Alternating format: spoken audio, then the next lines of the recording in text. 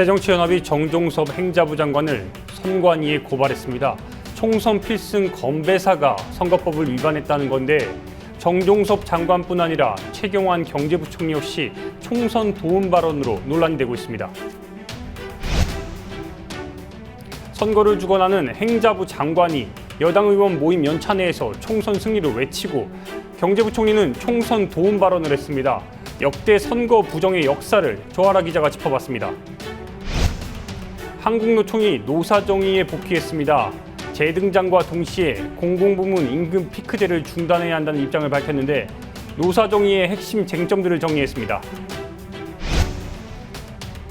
전쟁 불사를 외치던 보수 언론들이 남북 고위급 회담 결과 발표 후 어떤 태도 변화를 보이는지 집중 분석 시간에 살펴보겠습니다. 내일이면 어느덧 세월호 참사 500일입니다. 아직 세월호에 사람이 있다는 사실을 알리며 오늘도 홍대에서 피켓팅을 하는 미수습자 허다윤 양의 아버지 허흥환 씨를 만났습니다.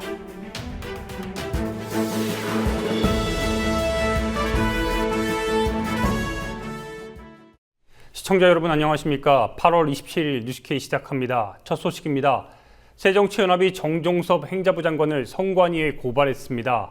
총선 필승 건배사가 선거법을 위반했다는 건데 정종섭 장관뿐 아니라 최경환 경제부총리 역시 총선 도움 발언 논란이 되고 있습니다. 남이 하면 불륜, 자신이 하면 로맨스. 새누리당의 반응은 이번에도 다르지 않았습니다. 안은필 기자와 함께 자세히 알아보겠습니다. 안녕하세요. 네, 새정치민주연합이 총선 필승 건배사 논란을 일으킨 정종섭 행자부 장관을 선관위에 고발했죠. 새정치연합은 오늘 정종섭 행정자치부 장관과 최경환 경제부총리 겸 기획재정부 장관을 중앙선관위에 고발했습니다. 새정치연합은 선관위에 보낸 조사 의뢰서에서 최근 새누리당 연찬회에 참석한 정종섭 장관의 총선 필승 발언과 최경환 경제부총리의 내년에는 잠재 성장률 수준인 3% 중반 정도로 복귀할 수 있도록 해 여러 가지 당의 총선 일정 등에 도움이 되도록 하겠다는 발언에 대해서 철저히 조사해달라고 밝혔습니다. 공직선거법 제9조 1항 선거 중립 의무와 85조 1항 공무원 선거 관여 금지 등을 위반했다는 이유입니다. 새정치연합은 또한 현안 브리핑을 통해 청와대가 입장을 밝혀야 한다고 주장하기도 했는데요. 직접 들어보시겠습니다. 다름 아닙니다. 이런 중차대한 문제에 대해서 대통령은 물론 청와대가 입을 닫고 침묵하는 것은 정말 무책임합니다. 관권 선거에 대한 미련을 드러내는 것으로 볼 수밖에 없습니다. 새정치연합은 선관위 고발에 이어 정 장관과 최 부총리에 대한 탄핵 소추안, 해임 건의안, 검찰 고발 등 가능한 법적 절차도 검토하고 있다고 덧붙였습니다. 네, 이런 야당의 비판이 이제 점점 심해지고 있는데 이런 가운데 최경환 경제부총리 역시 또 다시 한번 뭔가 선거 개입성 발언을 했다고 하던데요. 최 부총리는 오늘 새누리당과 내년도 예산안 논의를 위한 당정 협의를 가졌는데요. 이 자리에서 또다시 부적절한 발언을 해 논란이 확산되고 있습니다. 최 부총리는 내년 예산은 지난 추경으로 형성된 경제 회복의 모멘텀이 유지될 수 있도록 재정 건전성을 크게 훼손하지 않는 범위에서 재정을 확장적으로 했다며 새누리당에서 제시하는 구체적 민생경제 현안들은 정부 예산안에 최대한 반영하겠다고 말했습니다. 최 부총리는 더구나 복지 지출의 낭비를 줄이고 사회 간접 자본 예산, 즉 SOC 예산은 공공과 민간 투자를 포함해 전체 규모가 늘 수 있도록 하겠다며 대표적 총선용 공약이라 할 수 있는 SOC 예산의 확대를 강조했습니다. 최근 새누리당 연찬회에서 내년 경제 성장률을 높여 당의 총선에 도움이 되겠다고 말한 것에 이어서 새누리당이 제시하는 안들을 예산에 최대한 반영하겠다며 총선 도움의 구체적 실천 방안을 밝힌 셈입니다. 최 부총리가 야당의 선거 개입 지적에도 불구하고 자중하기는커녕 논란을 더 키우고 있는 모양새입니다. 네, 일단 정종섭 장관의 이런 발언에 대해서 새누리당 지도부 역시 부적절하다는 점은 인정하고 있는데 하지만 추가 조치는 필요치 않다고 이렇게 밝혔다고요? 그렇습니다. 김무성 새누리당 대표는 오늘 정 장관의 발언에 대해 잘못된 것이다 라고 하면서도 굳이 변명을 해보자면 정 장관이 총선 필승의 주체로 새누리당이라는 말은 안 했다고 말했습니다. 선관위 고발에 이어 추가적인 법적 대응까지 준비하겠다는 새정치연합과 달리 정 장관의 발언을 크게 문제 삼지 않겠다는 취지입니다. 원유철 원내대표도 오늘 라디오 인터뷰에서 선거의 주무장관으로서 여러 가지로 적절치 않은 표현이었다면서도 덕담 수준으로 한 것이라고 해명했습니다. 거기에 이제 우리 연찬회장에 그 플랜카드에 이제 구호각이 써 있었습니다. 4대 개혁으로 총선 승리 뭐 이렇게 플랜카드가 써 있었는데 이렇게 뭐 건배를 한번 해라고 제의를 했는데 그거 이제 플랜카드에 걸려 있는 현수막을 보고 갑자기 이제 제안을 받아서 그거 했기 때문에 뭐 특별하게 어떤 그 우리 새누리당의 입장에서 한 것이 아니라 덕담하는 수준으로 했다고 그렇게 얘기를 하더라고요. 네. 평화방송 라디오와 인터뷰를 한 홍일표 새누리당 의원도 요즘에 관권 선거라는 건 있을 수 없는 일이라며 야당의 문제 제기가 정치 공세적인 측면도 있다고 생각한다고 말했습니다. 네, 다른 소식도 한번 알아보겠습니다. 오늘 국회에서 이기택 대법관 후보자 인사청문회가 열렸다고 하던데요. 네, 전해주시죠. 예, 오늘 국회는 이기택 대법관 후보자에 대한 인사청문 특별위원회를 열고 후보 검증에 나섰습니다. 주로 이 후보자의 병역 면제와 주식 투자로 인한 수익 등 개인 신상에 대한 의혹이 제기됐고 한편으론 대법관의 다양성에 대한 질문과 답변이 오갔습니다. 서영교 새정치연합 의원은 후보자께서 법이란 소수와 약자를 보호하기 위한 것이라고 했는데 그렇다면 좀 그렇게 살아온 분이 대법관을 하면 좋겠다는 생각이 든다며 이 후보자가 외국계 투기 자본인 맥쿼리에 투자를 해서 이득을 본 점을 비판했습니다. 재산은 19억이세요. 그런데 우리가 또 논란이 되는 것은 그거죠. 저 화면에 보이듯이 투기 자본, 특혜 자본, 그리고 국민의 세금을 먹는 하마다라고 하는 맥쿼리에 투자를 했습니다. 그래서 그 투자 이익을 2억이나 얻으셨습니다. 이에 대해 이 후보자는 당시 그런 사정을 전혀 모르고 주식을 취득했는데 결과적으로 의혹이 제기되는 것에 대해선 개인적으로 몹시 후회하고 송구스럽게 생각한다고 답했습니다. 이 후보자는 지난 2009년 국내 기간시설에 투자해 각종 특혜를 받았다는 의혹을 받고 있는 맥쿼리에 4억여 원을 투자해 2억 5천만 원의 시세 차익과 배당 소득을 올린 바 있습니다. 그 외에도 이 후보자가 고도 근시로 병역을 면제받았지만 병적 기록부엔 증명 기록이 없다는 점, 이 후보자가 5,600여만 원의 신라호텔 헬스 회원권을 가진 점, 고위공직자임에도 아들의 학자금 대출을 무이자로 받은 점 등이 언급됐습니다. 네, 이 때문일까요? 이 대법원 구성의 다양성에 대해서도 이 부분에 대해서도 뭔가 쟁점이 됐다고 하던데요. 전해주시죠. 예, 이 후보자는 오늘 모두 발언에서 제가 대법관이 되면 사법부의 본질적 기능을 새롭게 인식하고 우리 사회의 낮은 목소리를 저버리지 않는 판결을 함으로써 대법원 구성 다양화의 취지가 구현될 수 있도록 혼신의 노력을 다하겠다 이렇게 이야기를 했습니다. 청문회 전부터 이 후보자가 대법관 구성 다양화 요구에 부응하지 못하는 인물이란 평가가 나오자 이를 의식한 발언으로 보입니다. 하지만 이러한 이 후보자의 발언에도 이현주 새정치연합 의원은 이번 후보자 지명이 부당하다고 비판했습니다. 대부분이 서울대법대 50대 남성, 고위법관 출신. 이게 후보자께서는 가치관 말씀하셨지만 아까 다른 의원님들께서도 말씀하신 것처럼 결국에는 그 가치관이라는 걸 어떻게 판단을 합니까? 주관적으로 판단할 수 있는 게 아닙니다. 결국 그 사람의 경험과 삶의 궤적을 가지고 추정할 수밖에 없는데 일단 내 밖으로 나타나는 모양새 자체가 다양하기가 어렵다라고 보이기 때문에 현재 대법관 구성의 대다수를 차지하는 서울대 법대 50대 남성 고위법관 출신이라는 공통 항목에 이 후보자도 똑같이 적용된다는 겁니다. 이 후보자는 계속된 여야 의원들의 관련 질문에 학력, 경력보다 가치관이나 인생관 같은 부분의 다양성이 더 비중 있고 가치 있는 사항 아닌가 생각한다고 답하기도 했는데요.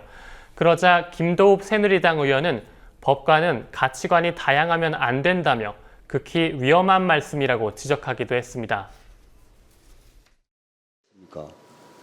그리고 후보자님께서 가치관의 다양성에 대해서 좀 고려해달라. 법과는 가치관이 다양하면 안 됩니다. 법과는 사실관계와 그 사실관계에 따른 법률 적용, 증거 판단. 어떻게 개인의 가치관이 객관적이고 공정해야 하는 법 적용에 있어서 투입이 돼야 됩니까? 네, 안 기자 오늘도 고생했습니다. 네. 부정선거, 정당하지 못한 수단과 방법으로 행해진 선거를 뜻합니다. 우리 역사를 돌아보면 이승만 정권, 박정희 정권, 전두환 정권, 그리고 지난 대선 과정에서의 국정원 선거 개입 의혹까지 부정선거의 흑역사가 계속됐는데, 이번에 선거를 주관하는 행자부 장관이 여당 의원 모임 연찬회에서 총선 승리를 외쳤고, 경제부 총리는 총선 도움 발언을 했습니다. 부정선거의 흑역사를 조아라 기자가 정리했습니다. 대한민국 정부 수립 6년 만인 1954년, 이른바 공봉선거가 등장합니다. 경찰이 유권자와 국회의원 입 후보자를 공봉으로 억압해 야당 성향 유권자를 방해하고 야당 후보자가 출마를 포기하도록 한 걸 표현한 겁니다. 그럼에도 불구하고 자유당은 간신히 민주당을 눌러 체면을 구겼고, 이에 놀란 이승만 전 대통령은 3.15 부정선거를 계획합니다. 1960년 자유당은 위조 투표지를 선거함에 넣고 한 명당 투표용지를 20장까지 가져가는 등 선거를 조작했습니다. 이 과정에 정치 깡패와 공무원까지 동원됐습니다. 부정선거 시위를 진압하는 과정에서 사상자가 속출하고 김주열 학생이 눈에 최루탄이 박힌 주검으로 발견되면서 부정선거는 4.19 혁명으로 이어집니다. 이 전 대통령은 물러났지만 부정선거는 그치지 않았습니다. 이승만 정권이 관권 행정선거에 의한 부정선거였다면 박정희 정권에선 금권선거, 망국선거가 성행합니다. 선심성 공약과 함께 막걸리, 고무신부터 막대한 금품이 뿌려졌습니다. 이 과정에서 선거 비용을 조달하는 중앙정보부가 등장합니다. 부정선거에 대한 관심을 돌리기 위해 공작 정치가 본격화되면서 중앙정보부의 역할은 더욱 커집니다. 중요 선거 때마다 북풍이란 말이 따라다닌 건 이때부터입니다. 1971년 대선에서 당시 김대중 야당 후보가 박정희 전 대통령 턱밑까지 추격하자 10월 유신의 길이 열렸습니다. 더 이상 공작과 부정선거로 독재 권력을 유지할 수 없어 선거 자체를 무력화시킨 겁니다. 이후 체육관 선거로 권력을 유지하던 전두환 정권은 60 민주화 항쟁으로 막을 내렸고, 부정선거는 잠잠해진 듯 보였습니다. 2012년 국정원 대선 개입 의혹으로 전국은 혼란에 휩싸였지만 진상 규명도 책임자 처벌도 이루어지지 않고 있습니다.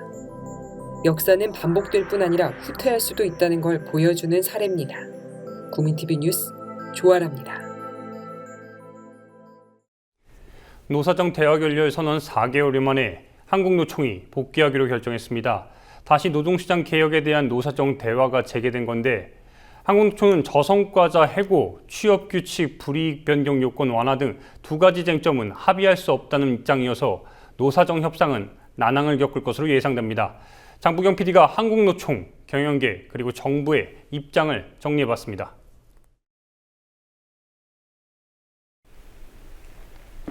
노동시장을 바꾸겠다며 노동계, 경영계, 정부가 한자리에 모여 노사정위원회를 만들었습니다. 노사정위원회에서 입장차를 보이며 쟁점이 되고 있는 사안들을 중심으로 살펴보겠습니다. 노사정위원회에서 논의를 통해 서로의 입장을 확인하고 상당 부분 합의를 본 사항들을 먼저 보겠습니다. 통상임금 기준을 명확히 할 것, 사업장 규모에 따라 근로시간 단축을 단계별로 적용할 것, 실업급여 등 고용보험을 확대할 것, 사회안전망을 확대할 것. 이 네 가지 사안에 대해서는 노사정이 이른 시일 안에 합의해 이르면 다음 달 열리는 정기국회에 상정될 것이라는 의견이 지배적입니다. 하지만 서로 간의 입장차가 분명해 좁혀지지 않는 쟁점들이 있습니다. 우선 저성과자나 업무 부적응자 등 일반 근로자 해고 요건에 관한 부분입니다. 한국노총은 사측이 근로자 해고 권한을 남용할 우려가 있고 내수 진작을 위해 고용 안정을 보장해야 한다는 입장입니다. 하지만 경영계는 생산성이 떨어지는 저성과자나 업무 부적응자를 쉽게 해고할 수 있게 고용 유연성을 법으로 보장해야 한다고 주장합니다. 정부는 판례 등을 근거로 어떤 상황에서 일반 해고가 가능한지 명확하게 규정한 가이드라인이 필요하다는 입장입니다. 다음은 임금 피크제 도입 등을 위한 취업규칙 불이익 변경에 관한 것입니다. 한국노총은 노사가 임단협에서 합의할 사항으로 지금도 노사 자율로 임금 피크제 도입을 한 사업장이 많다며 정부 개입은 안 된다는 입장입니다.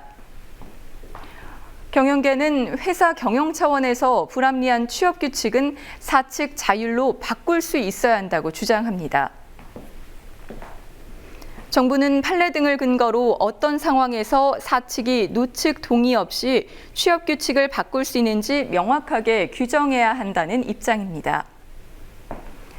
노사정위에 불참한 민주노총, 한국노총의 노사정위 복귀는 명분도 정당성도 없는 잘못된 결정이라며 박근혜 정부의 가짜 노동개혁을 막아내고 재벌개혁 투쟁을 전면화할 것이라고 밝혔습니다. 국민TV 뉴스 장부경입니다.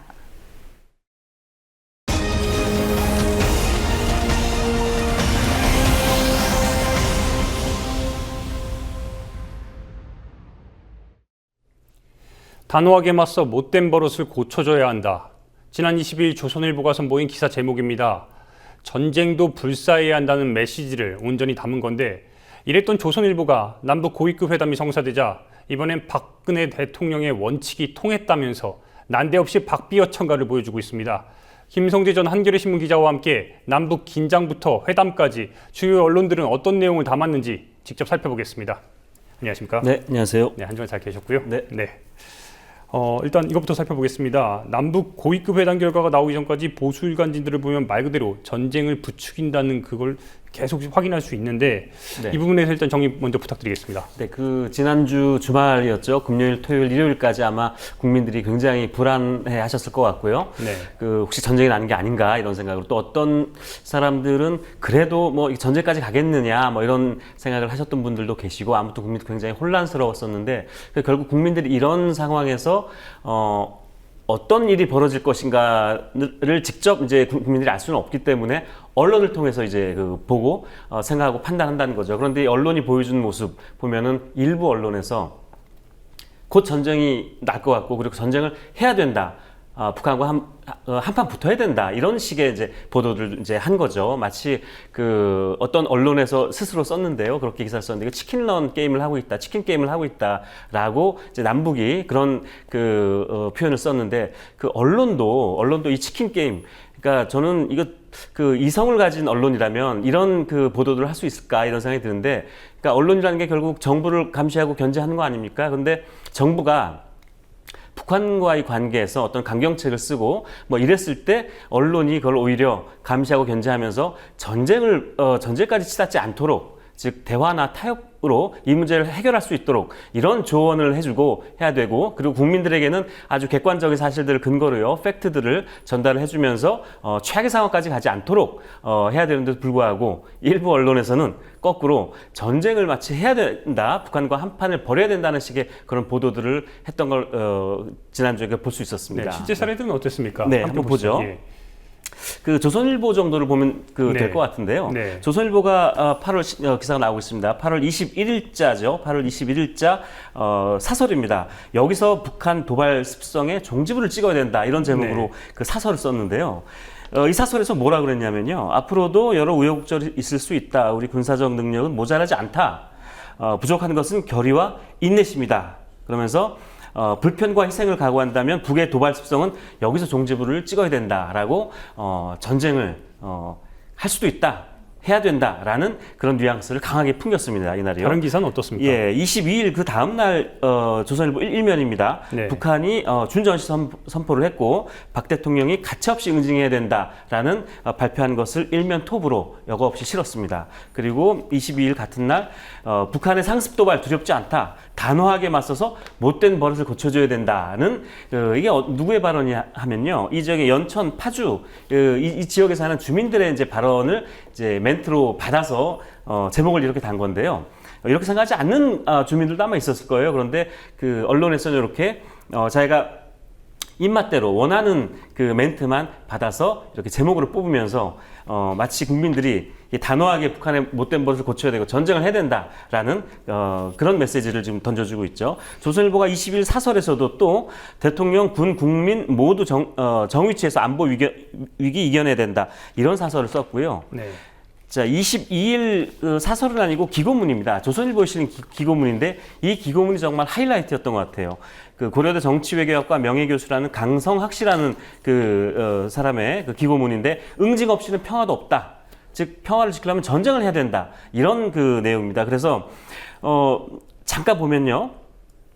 그 전면전도 불사하여 무력 통일의 기회로 삼겠다는 자세와 전략을 갖춰야 된다. 정말 그 섬뜩한 뭐 이런 그 표현이고요. 또 북한은 남한의 무력 대응이 두려울 때에만 무력 도발을 포기할 것이다. 그러니까 전쟁을 벌여서 우리가 그 북한을 압도할 수 있다는 걸 보여줘야 북한이 꼼짝하지 않을 거다. 뭐 이런 식의 이제 그 응징 없이는 평화도 없다. 이 칼럼을 그 기고를 했고요. 다음 기사가 좀 재밌는데 좀 소개 좀 해주시죠. 네, 반면에 이제 한겨레 기사들을 몇 네. 개만 보겠습니다. 네. 이제 굉장히 대비되는 이제 이런 기사들인데 한겨레는 22일자 일면에요. 북한 리스크가 고조되고 있고 남북 대화로 출구를 열어야 된다. 이런 그 제목의 기사를 썼습니다. 네. 마침 이날이 그러니까 그 문재인 새정치민주연합 당대표가요. 고위급 회담을 열어라. 그래서 대화로 풀어라라는 제안을 이제 했었던 그 다음 날짜 기사인데요. 역시 한겨레에서도 이제 대화로 풀어야 된다라는 그 일면 기사를 썼고요. 역시 사설에서도 이날 사설에서도 군사적 대응만으로는 휴전선의 위기를 막을 수 없다라는 그 사설에서 남북은 즉각 당부자 회담을 통해서 휴전선 갈등을 푸는 노력에 착수하기 바란다. 대화로 풀어라라는 얘기죠. 그래서 조선일보는 완전히 극과 극의 다른 사설을 썼습니다. 24일자 사설에서도요. 책임 있는 대화만이 남북 관계를 푼다라는 그런 제목의 그 사설을 썼습니다. 네. 이렇게 쭉 보면은요. 그러니까 이게 지금 마치 우리가 남북 간의 대치 관계를 얘기를 할 때 마치 그러니까 옆집에 아주 그 골치 아프고 성질 더럽고 깡패 같은 그런 그 옆집 이웃이 있을 때 친척이 옆집에 살 때 이거 싸움이 난단 말이죠. 싸움이 날 때 그 이성이 있는 사람이라면 그걸 옆에서 보면서 싸우지 않도록 관리를 하고 그리고 싸움이 벌어지기 직전 일촉즉발의 위기에서도 이게 대화로 풀어라라는 이야기를 해줄 수 있는 사람이 저는 굉장히 건전한 이성을 가지고 상식과 이성을 가지고 있는 사람이라고 생각하는데 오히려 이렇게 언론이 싸움을 부추기는 전쟁을 부추기는 저는 정신 나간 언론이 아닌가 이런 생각이 듭니다. 네, 이런 가운데 어쨌든 남북 협상이 그 결과가 발표가 됐습니다. 그랬더니 박근혜 대통령의 뭔가 정책이 통했다 이런 말로 지금 일관을 했는데 이 부분도 한번 짚어주시죠.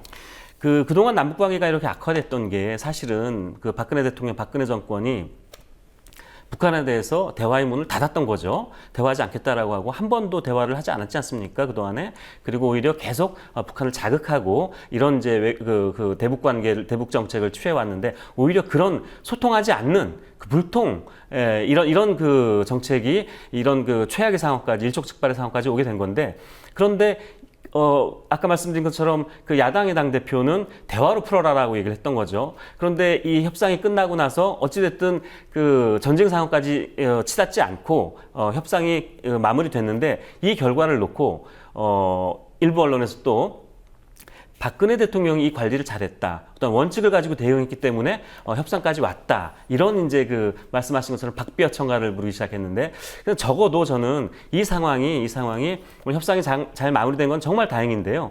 이 상황에 대해서 박근혜 대통령이 이 위기 관리를 잘했고 원칙 그 박근혜 대통령 원칙이 통해서 전제까지 가지 않았다라고 얘기하는 거는 이건 정말 어불성설의 얘기인 것 같고 누가 봐도 이거는 그 정부를 대통령을 지나치게 분치를 해주는 네.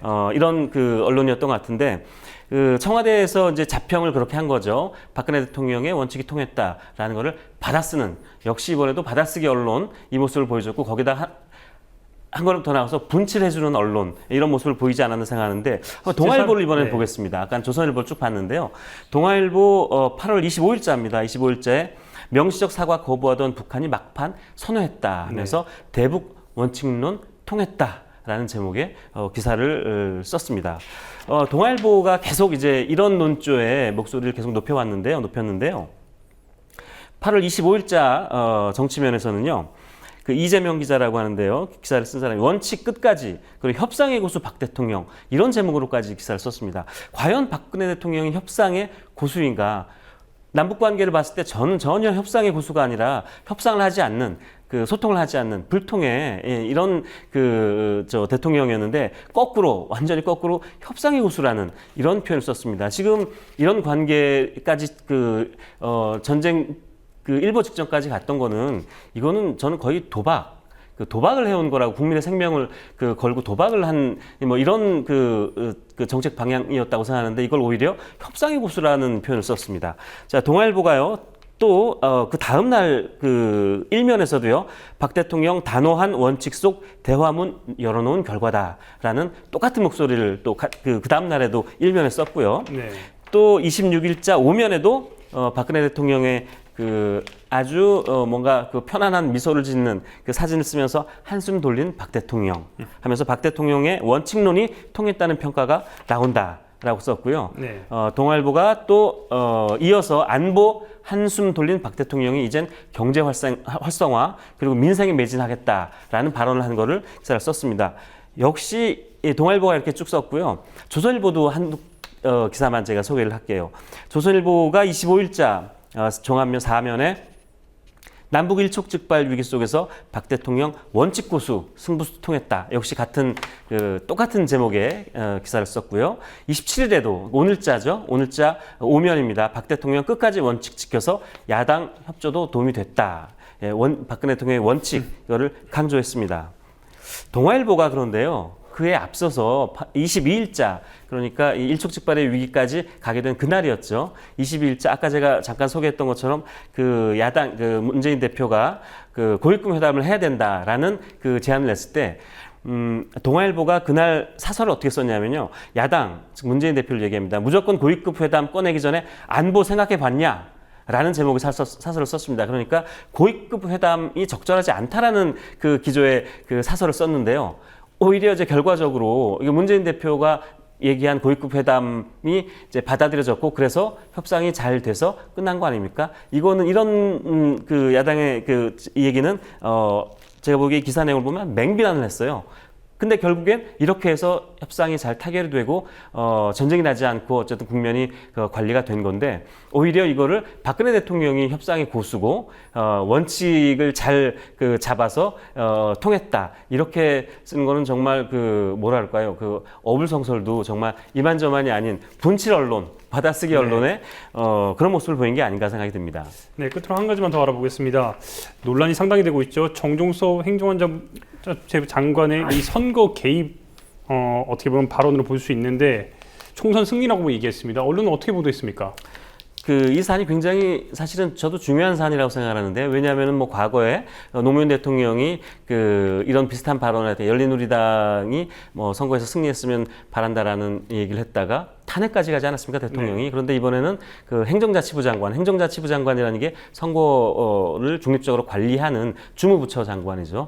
이런 장관이 새누리당 파티에 가서 건배사로 총선 필승이라는 말을 했다라고 하는데 굉장히 중요한 사안인데 어떤 언론에서는 이거를 일면 톱으로까지 올렸습니다. 이 사안이 왜 중요하냐면요. 그러니까 어떤 언론에서는 이걸 굉장히 해프닝성으로 보도를 하고 있지만 이 해프닝성으로 볼 수 없는 이유가 뭐냐 하면 그동안 새누리당이 2012년 대선에서부터 계속 어떤 의혹을 받아왔고 또 어떤 사실이 밝혀졌냐면 댓글로 선거 개입했다. 중립을 지키지 않았고 그 댓글이 누구에 의해서 쓰여졌냐 하면은 모든 정부 부처들이 다 동원이 돼서 그 선거에 개입을 했다. 성립의 중립성을 아주 심각하게 어겼다라는 게 그런 의혹이 계속 제기됐고 일부는 그렇게 그 확인이 되기도 했고요. 이런 맥락 속에서 정부가 선거의 중립을 지키는 게 굉장히 중요하고 이런 발언이 행정자치부 장관 입에서 나왔다는 게 그래서 굉장히 의미가 있죠. 그래서 저는 한겨레 신문이 아마 이 사건을 일면 톱 기사로 다루고 사설에서도 다룬 게 아닌가 생각이 드는데 다른 언론에서는 네. 해프닝성으로 짧게 다룬 그런 모습을 볼 수 있었습니다. 네, 소개 부탁드립니다. 한겨레 오늘자 일면 톱을 보면요. 선거주무 정종석 장관이 여당 연천회에서 총선 필승 외쳤다라고 일면 톱으로 다뤘습니다. 네. 그리고 이어서 역시 사설에서도요. 행자부 장관의 부적절한 총선 개입 발언이라는 제목에서요. 국가정보기관이 대선에 개입해서 야당 후보를 비난하고 여당 후보를 옹호하는 인터넷 댓글을 조직적으로 다는 게 과연 정상적인 민주국가에서 가능한 일인가라는 이야기를 하면서 굉장히 중요한 사안이다라고는 지적을 했습니다. 반면에 제가 조선일보와 동아일보만 소개를 드릴게요. 조선일보와 동아일보는 이날 그 오면 정치면 굉장히 그 안쪽 면이죠. 그러니까 네. 그 일면에서는 다루지 않고 이면서 2단으로 짧게 다뤘습니다. 그래서 정종석 장관 총선 필승 건배사 논란이다. 조선일보가 이렇게 했고요. 동아일보 역시 연찬회에서 총선 필승 건배사 논란이 있다라고 아주 짧게 이렇게 보도를 하는데 그쳤습니다. 안타깝게도요. 네. 네, 오늘도 많은 소식 전해주셔서 고맙습니다. 여기까지 네. 듣겠습니다. 고맙습니다. 네, 고맙습니다. 함께 만드는 언론 미디어협동조합 여기는 국민TV 함께 만드는 언론 미디어협동조합 여기는 국민TV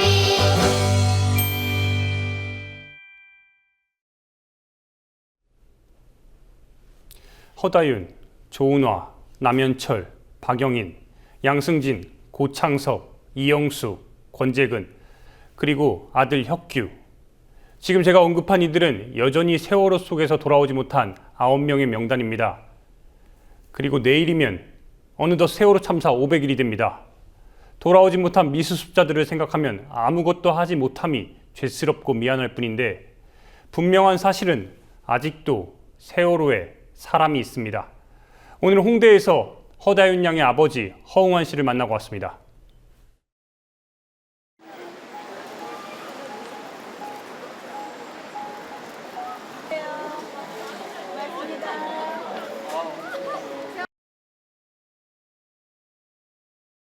누군가가 숫자를 물어볼 때는 저희들이 늘 이제 첫 시간을 청운동에서 이제 글자를 지으면서 시작하잖아요. 근데 그 글자를 지을 때마다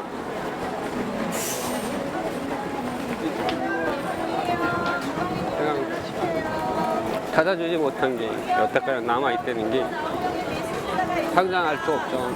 그러면서 오늘은 나오겠지.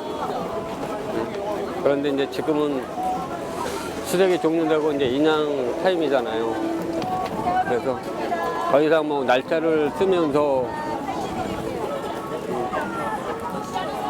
이걸 쓰면서 언제까지 기다려야 될지 이 숫자를 언제까지 쓰고 있어야 되나 그냥 쓰고선 날짜 고쳐서 쓰고선 그냥 바로 잊어먹습니다. 왜? 기억하기 싫으니까. 날짜는 저한테 의미가 없잖아요. 물론 업체가 정해져서 글로 넘어갔다지만 저희들이 계속 이제 얘기하고 있는 게 가족 참여해달라. 근데 중국 업체니까 뭐 말도 안 통하고 허용이 안 된다. 그런 식으로 이제 정부에서는 하는 거고. 그래서 저희들은 그래도 가족을 기다리는 사람은 들어가서 있어야 되지 않냐.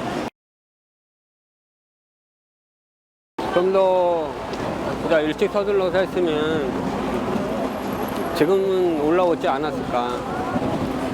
그리고 올라왔어야 되는 거고. 저희들은 올해 진짜 해줘서 같이 졸업하고 연결식도 빨리 했으면 좋겠는데 또 내년으로 넘어간다고 하잖아요. 그러니까 내년 1월 때 진짜로 그 약속 지켜준다면은 진짜 희망인데 저희들이 너무 잘 알잖아요. 역사까지 겪어온 거를. 만약에 내년이 또 지나간다면 글쎄 또 뭐가 달라지지 않을까. 그게 제일 염려스러운 거죠. 진짜 가기 싫은 데죠. 진짜 가기 싫고 가야만 되는 거.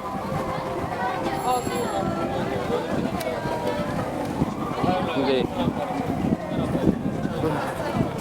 너무 힘들다는 거. 진짜 가족같이 저희들보다 더 열심히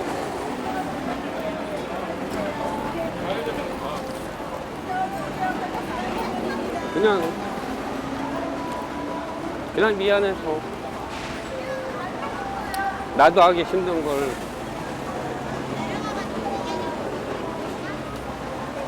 그래서 또 그냥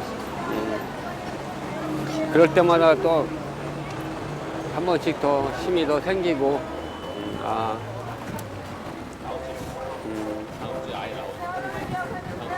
너무 좋고요. 희망입니다, 희망.